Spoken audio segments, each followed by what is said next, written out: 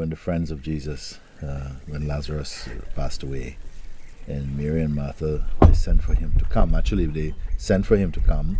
He was away in another place, and it was Capernaum or someplace. But they said, please come, Lord, the one you love is sick and dying, please come immediately.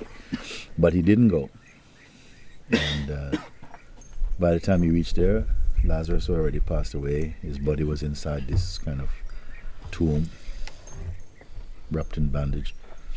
And they sealed the tomb and everything. So he went, and then one of the girls, I think Mary, came and says, Lord, if you were only here earlier, my brother would not have died. And Jesus said, he will raise again.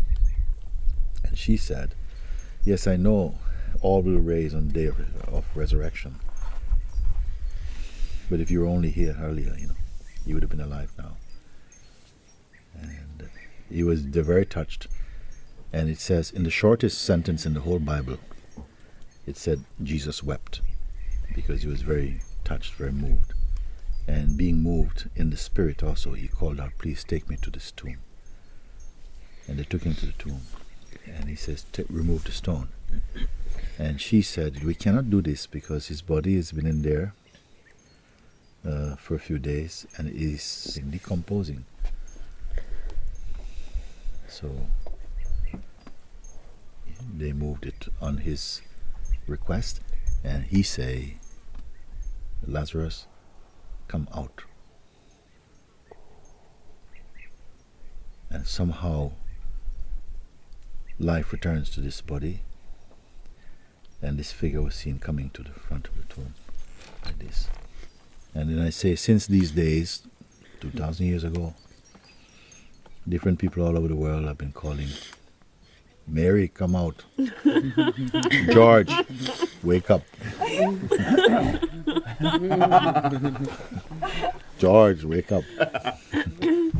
Samantha, come forth. Say, no, the words are the same, but the authority is different. No authority. Because the man cannot do it. It has to be something that arises out of the depth of that consciousness. When Jesus spoke, like as a man, he says, by my own will, I can do nothing. I can only drive out demons by the finger of God. Another time he says, I and the Father are one. What do you mean?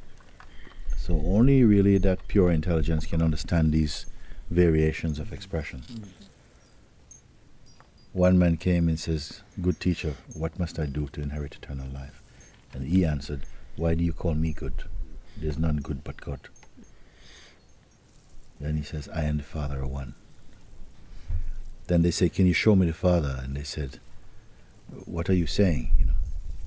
I'm here standing with you. How can I show you the Father? I'm here standing with you. So how can we align all these apparently different statements? What was different then? According to the capacity of each one. He addressed them according to their capacity to understand. It's no use telling like a child actually about quantum physics or something. Not yet. The potential is there, the capacity is not. I remember one of the first satsangs I watched, that you mentioned about, you're talking to someone and you said, think of the wave and the ocean. Like you're just a wave in a whole ocean, just merge into the ocean. And then someone else asked another question and you said, for you forget about being the wave in the ocean. They were asking, but about this thing about the wave, and I don't see this and something. and then? And you said to the guy, no, you're just the ocean, just accept you are just the ocean. And then someone else said, but being the ocean, this and you said, you are nothing, just forget about the ocean and the wave. And I remember I was so in the same statement, like 3 different people were just going deeper and deeper. It was so interesting. Somehow the resting place for the mind, which presently we're referring to as ourself, is that vast nothingness. It's like the absolute space of rest. If we want to even call it rest, because it's not really rest. It's greater than rest. It's isness. Even to say rest, it's not quite what it is to say. But in our human mind, our human language tradition, we have to use a word like rest because it carries that fragrance. So something is resting. But the self is not at rest because it was never restless. It's not at rest. It is supreme, perfect isness. You know? My efforts have always been to bring the attention beyond effort, because it's always picking up an effort wherever there is intention. And wherever there is intention, there is some tension, because something is restless. It's searching. It's moving. It's aspiring. It's like this. But however subtle that vibration is, itself is a phenomenon. Because what is here, and when I speak like this, you don't have to turn your head in any direction. In the most pure, in the core of the being. And it has no distance. There is no gap, there is no distance, except the distance of a concept, distance of thought. But really, we are that. But just the belief I am not that brings in the feeling of separation. So that's our perfect place.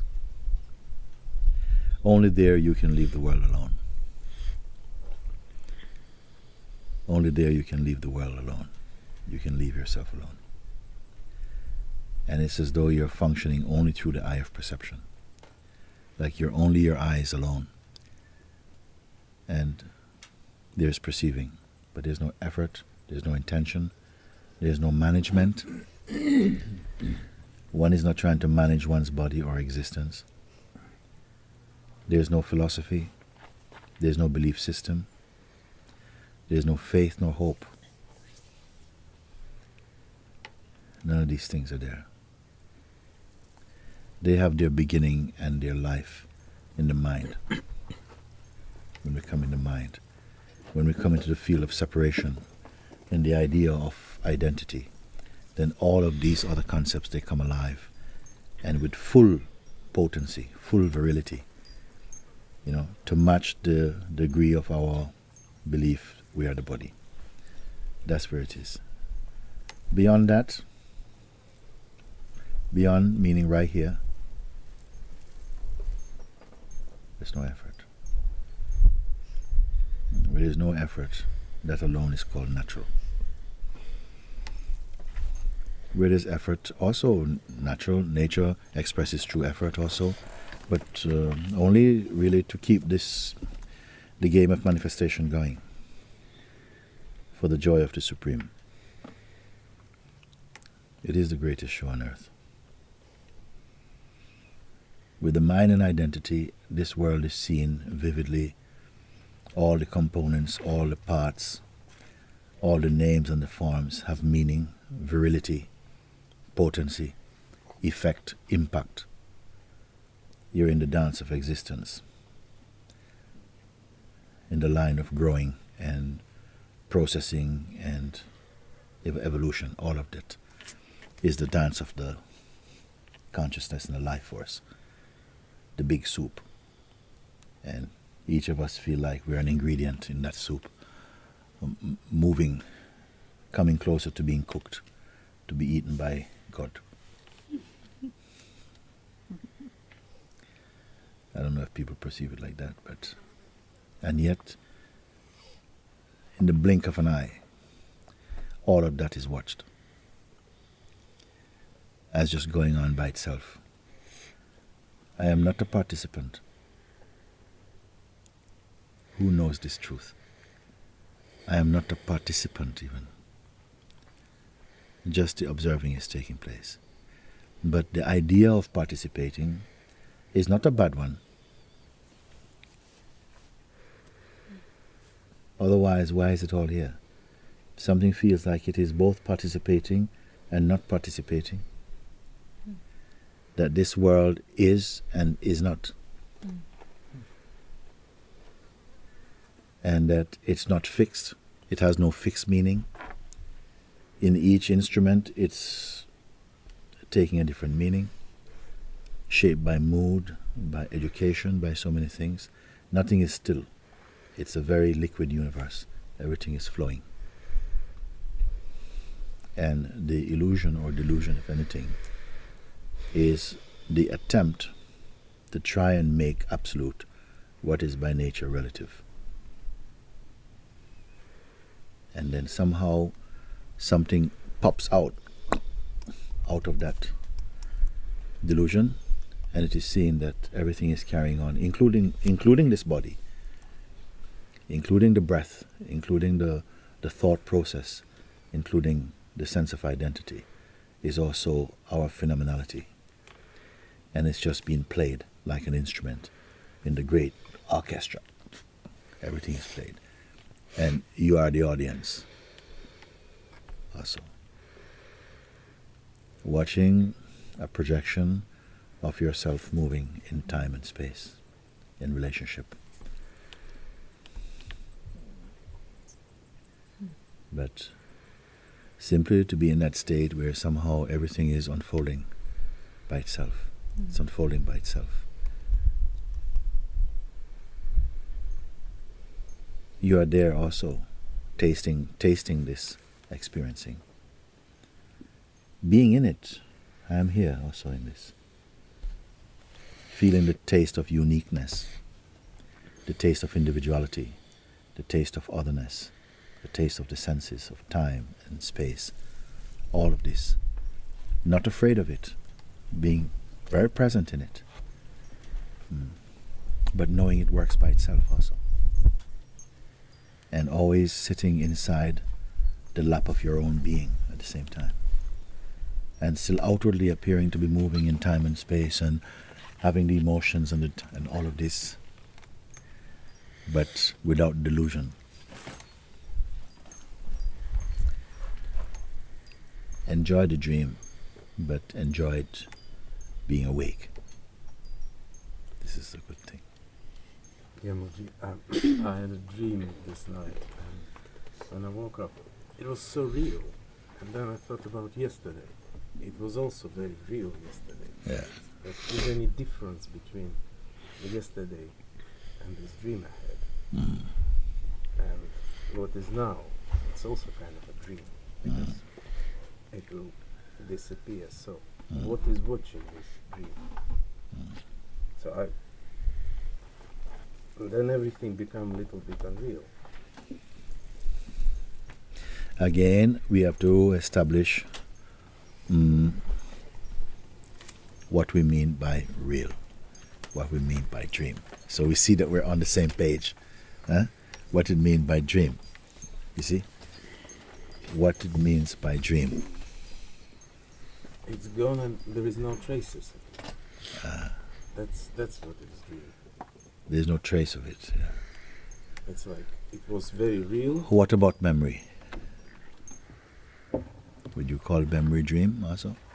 Yeah, it's also kind of a dream. But it has trace, no? It's a more kind of... Can you say that some of our memory also include dream, phenomenal dream? Sometimes what we think, what comes into the memory bank can be also fragments from our dream states also, in the phenomenal dream also. That we actually, when we remember them, we think it actually happened. Yeah. That we don't have a clear distinction, that was an actuality or was that imagination. You see? Because I say this because there was a time in growing up when it was felt that you cannot change the past. Somebody told you, you cannot change the past. It happened. It's like, it's been stamped, it's finished, you can't change it. then I came to see that the past is not true. The past is also interpretation. Yes, I found it. It's not a fact. It's not a fact. It's just as illusory, and we are adding constantly to the past. We are constantly reinterpreting the past, so it's not fixed at all. You see, like the time is one continuum, and whether it's past or present, it's all like a mix. Even the future is kind of mixed. Our intention is mixed. It's deriving its energy from past, from memory, and like this. Then you ask, but what something perceive all of this?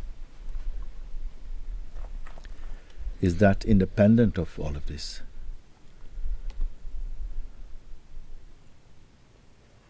Because somehow, at different time in our life, we can say, if we could do this, to look at markations of 5 years. You're looking when you're 5 years old in the mirror, you see your face, you have a sense of yourself.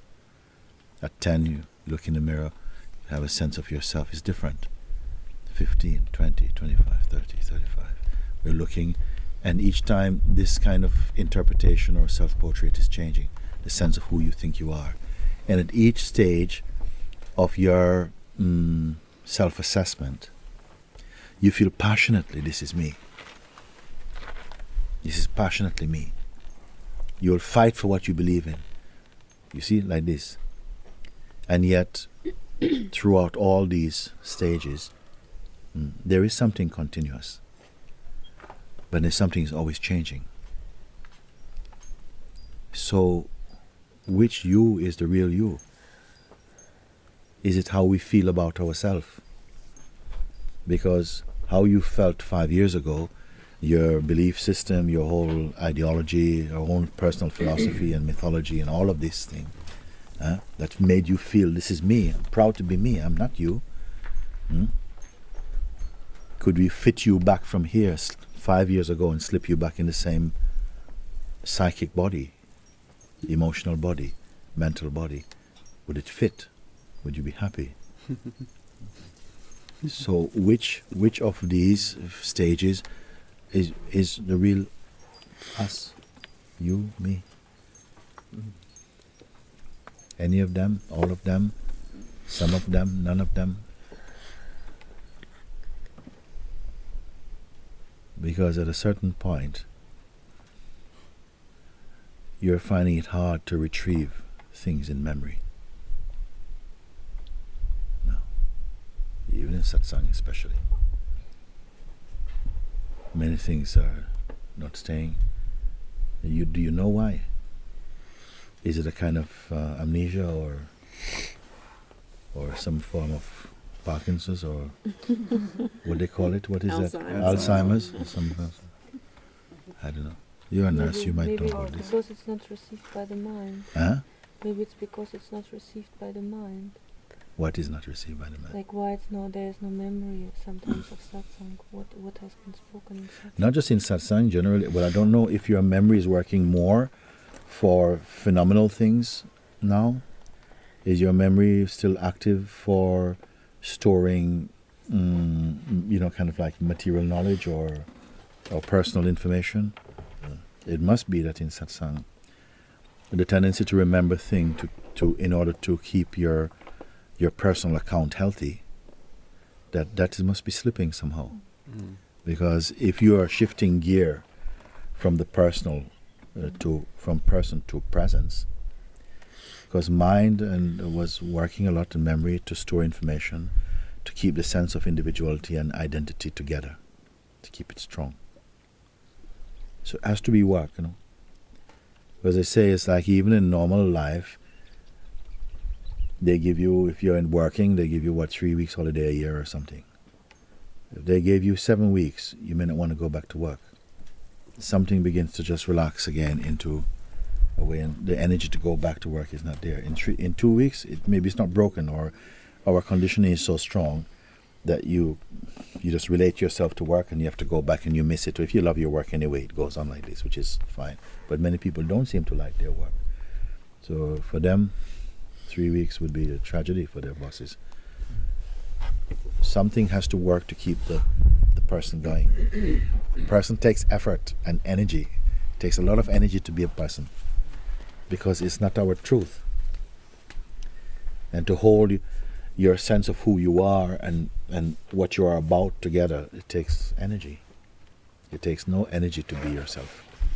But once we're in that place where we are very strongly identified with person, it would take a lot of energy, it seemed, to be the self. It seemed like this. Because it's being done with the mind. When it's not being done with the mind and only the self is shining by itself effortlessly, no effort is there. That, the weight, the power that goes to supply energy to the personal identity, that will be changing somehow. And because the self in the form of I am has no need to remember yesterday what it was doing or who it needs to be. So then spontaneity come, because spontaneity was held back a little bit in order to create much more a strategy for living and a way to be. When you're coming back again into your own natural being, it doesn't have to rehearse. It doesn't have to practice to be what it is. It's just discovering what I am. And there's a relaxation in that. Memory becomes spontaneous also. It's not working to keep a psychological identity together. Everything becomes fresh. Then a lot of details, a lot of data which just create a kind of claustrophobia in the mind, holding on to so much information, that begins to open up more space, more emptiness is there. There was a fear previously that not being able to remember also sometimes we perceive as a huge catastrophe, because the sense of self is held into that tight memory bank. So if that opens up and the sense of a personal self is not on the front page, and everything is just appearing in this, when one searches for the background of the feeling I, or the I me, or the I thought, it's just the response to this is kind of just space, which initially the mind cannot deal with. It freaks out. It's thinking, no, my life is vanishing and my friends are going, all of this. But it's not like that, actually. You're coming again into your universality. And to cross this bridge, many won't, they're afraid. The feeling is so much is invested into the terrestrial existence, into the identity of being a person, that fear comes because we feel, but without being a person, who can I be? I'll be nothing. And this is why I said that is the nothing that comes from the mind, which is always something fearful, like, you are nothing. They don't see that I am nothing can feel like vastness, like the most pure, the most universal, that you are universal even in your understanding, your appreciation for other beings, that doesn't have to go through your pride of saying, yes, I care about these people. It doesn't have to be expressed like that. It's just your natural universality that encompasses or embraces the whole world. And it seems like giving up or exchanging something which is like the security of being private. We have a fear of losing the sense of privacy, that you'll be too open, too transparent, too big. All of this is fears coming from the mind. And I think only for these reasons why the Buddha is not evident and visible. Because to return to one's own Buddha nature is like the person standing in the way and is a fierce competitor. The personal notion is a fierce competitor. He will not give up his position, first place. The person has no independent existence. The person is a blend or a marriage between being and personality, being and conditioning, believed programming, identification, I am the body. That blend of being and conditioning is arising as the seeker, as the one who is me. So beyond that, Beyond that, not in time and not in distance. Beyond that, not in time and not in distance too. Why would I use the word beyond? Beyond means more pure. More pure is that untouched one.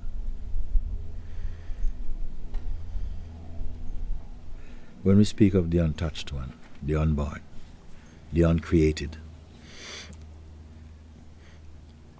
it is not an abstraction. It is not an abstraction. It is the most pure. The ultimate fulfillment of all striving. The resting place of all the gods. The source of all the heavens, all the worlds. They are emanating out of that untouched one, the uncreated one. When that is recognized, one doesn't mind if all things go. And here is where our contemplation should come to rest and fulfillment in this. It should not be whirling around producing more images, more intention, pretending that he's going for more refinement.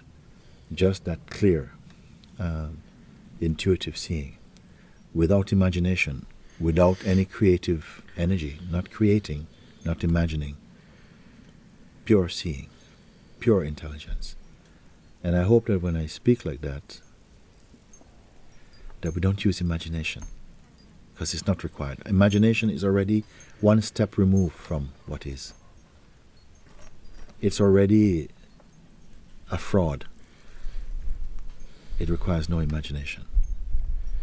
Just the intelligence to look and see that whatever it is that is perceived on any level of the senses, the mind, intuition, that it's only a movement, a shadow, an image arising out of the imageless.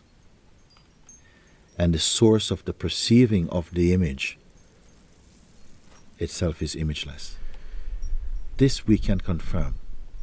Here we can confirm. It's not more time, it's not more experience needed. It's not a greater teaching, it's not teaching that's needed. No, enough teaching. Now understanding must confirm itself. Where are you looking from? All the senses, they are proceeding out of this nothingness, looking out into the world of apparent somethingness from this space of nothingness. It's not an abstraction. Anyone who can confirm that, even now, you can see that is your call home. That's the call home. Home without distance. The innermost. But you cannot look in any direction and find a line between the absolute and the relative. It's like all one. So the body is the world, the mind is the spirit of some form, and the absolute is the absolute. But it's all one. The visible world moves in time and space, so it's subject to change, to the sense and the state of life and death, to process and progress, to action, reaction, interaction, relationship, to this and that, you and me, to the full range and spectrum of the play of interrelated opposites. All of that is in the dynamic realm of what we call the manifest world. We are also in that world, in these bodies, as consciousness, as life force, as the power to perceive, and the power to introspect, as the outseeing and the inseeing. All of that is available for us. So we came into that movement of time, the sense of time, space, of other, to understand ourselves even in the diversity of this manifest world.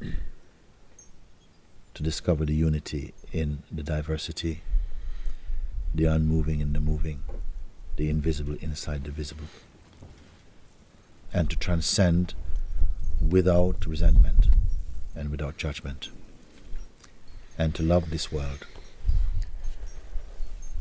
as the expression and the body of God.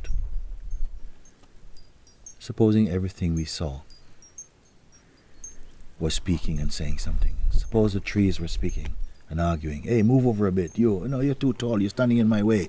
No, I can't bear any fruits because this one is near to me. I shouldn't be planted next to you. Suppose the earth was kind of constantly screaming, "Rrr, rrr," belching and burping. Suppose the winds were screaming, "Oh, I don't know where to go. I'm so miserable. Oh, I'm crashing into something." Suppose the clouds themselves was always raining and crying. Oh, no, what a miserable place. But open your eyes and look on how silent it all is. Everything just is. Nothing is screaming. Everything moving in one harmony. Everything has their own language. But they can speak without interfering with other species. So we can live together. So what a great creation. What a great creating, actually. Not a great creation. What a great creating. Everything has its place, living its life, having full measure to enjoy its own existence, and yet not interfering with the other beings. What a great mind. Yet each thing has its play, its part to play, somehow to bring everything in the manifest world, all the intelligence back towards the source. Every species has its own world, its own way of understanding, feeling completeness within its own existence.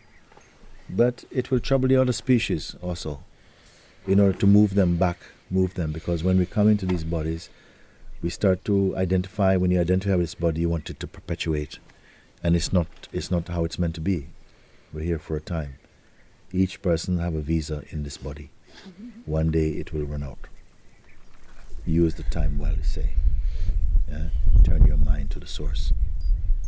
Look outward, move outwardly, but inwardly remain in solitude, in serenity, by knowing who you are, like that. So all the things, all the mosquitoes and the ants and the tiger and everything is there somehow to bring that friction, to remind us, because without friction you will not wake up. Without that friction, without that tension, everybody goes to sleep. And to sleep unaware of our true nature is a kind of death. So suffering comes in the world, not as the spite of God, but God's compassion, I say.